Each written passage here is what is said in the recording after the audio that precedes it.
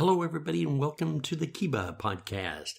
This is Kiba Live, sponsored by the Kiba Agency, unlocking social media for businesses.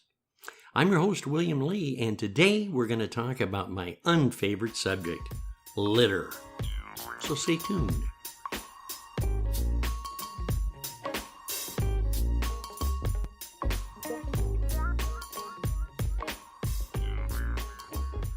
How many times do you think to yourself, man, how can people just drive down our beautiful freeways or highways, roll down the window, pick up their little McDonald's cup or wrapper or whatever, and fling it at 30 miles an hour outside the window, letting it just kind of bounce down the street merrily and end up in somebody's yard or alongside the road where the runoff is? Isn't that exciting?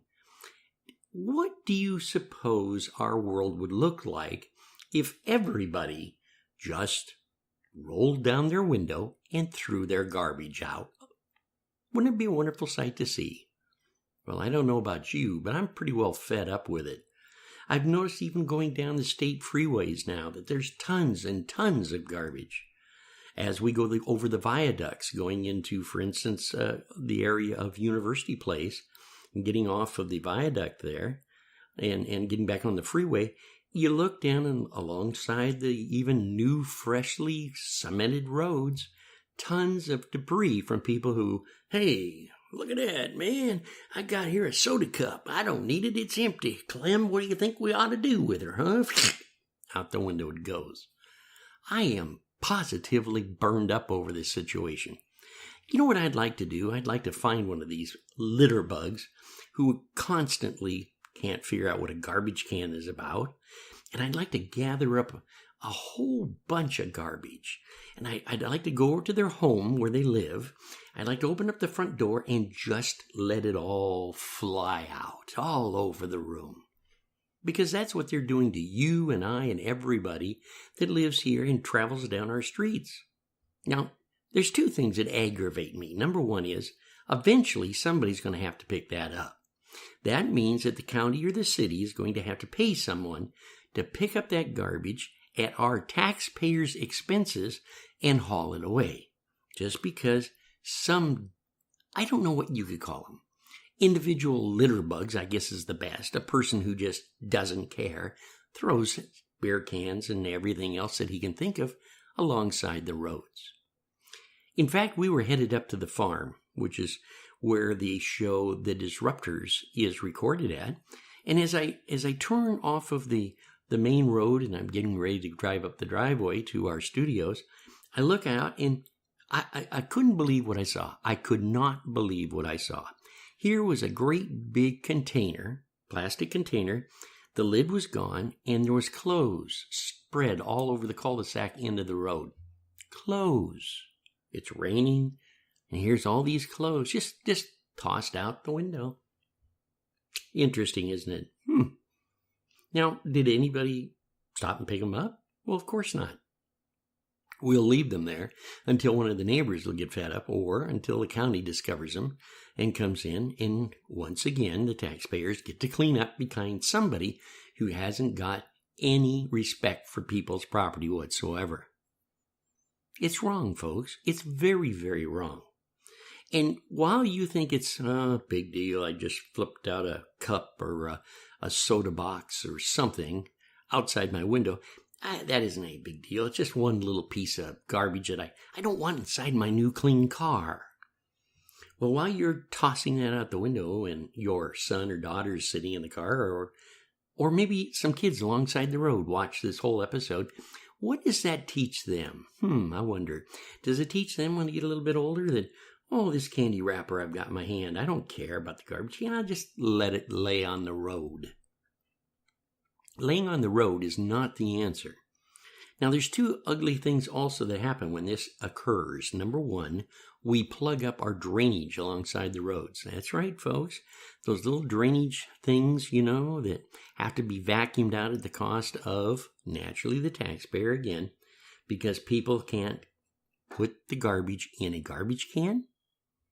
Now, a long time ago, I can remember back in the 70s, it was a law that you had to have a litter bag inside your vehicle. And if you did not use that litter bag and you continued to throw stuff out and a police officer was behind you, chances are you'd be pulled over and ticketed. Well, I guess that's gone by the wayside. Of course, I shouldn't say that it's one of those things that we don't need to think about, that little litter bag that collects the garbage inside the car. But it is something to take pride in the beauty of our area. It is something to say proudly, we live in a nice, clean environment. Now, we're spending millions of dollars, recycling, and we're spending hours and hours of television time telling people, recycle those plastic bottles, recycle all recyclable material. Some towns and counties, etc., they even charge you to have a recycling bucket sitting outside your house. We up the garbage rates, of course, because it costs more money to move garbage. But what happened? Well, I got one idea that when we increased the attitude of garbage in the minds of everybody, and we took the point of litter bug away, the people just got to the point where it's no big deal. I just flip a cigarette butt out there. I'll flip a whatever that I have in my hand or drop it out there. They don't really think of the consequences. Now, there's a lot of consequences that I just touched on. One of them was naturally the expense of cleaning it up. Number two, do you realize how many dogs, cats, and etc. animals get in contact with some of this garbage, which is harmful for them? Hey, it's also harmful for our environment to have garbage. I've seen diapers thrown out the windows of cars. I've seen trucks going down the road where a garbage bag flips out all over the street. Nobody stops, of course.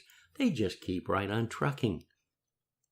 The garbage bag splits open, stuff blows all over again. Each time you would think to yourself, wait a minute, I should back up and clean that up. It's my responsibility. But no, they keep on driving. I'll give you another case that's very interesting to me. Back in the 60s, the 70s, and the 80s, tow trucks were mandated to have a garbage can and a push broom. Major accident occurred. They were told to sweep up the garbage, the glass. They'd actually get up and clean up an intersection or side of a road and remove that material. Boy, nowadays, I don't think a tow truck has a broom or anybody on staff that has ever lived through that period of time, because now you can see a nasty accident and a day later drive through that same intersection and there's pieces of metal and glass and all this other stuff just laying on the road. Well, I guess, friends, I'm just an old-fashioned old guy that wants to keep everybody happy in a nice, clean environment. Or maybe I'm a senior citizen that has respect for other people's wishes and property. I hope that, well, maybe someday when you folks get older and the next generation coming up, so maybe you'll do us older citizens a favor.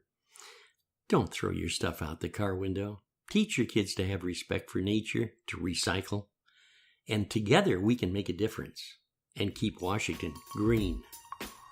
Until we get together again, I want you to keep smiling. Have a great day.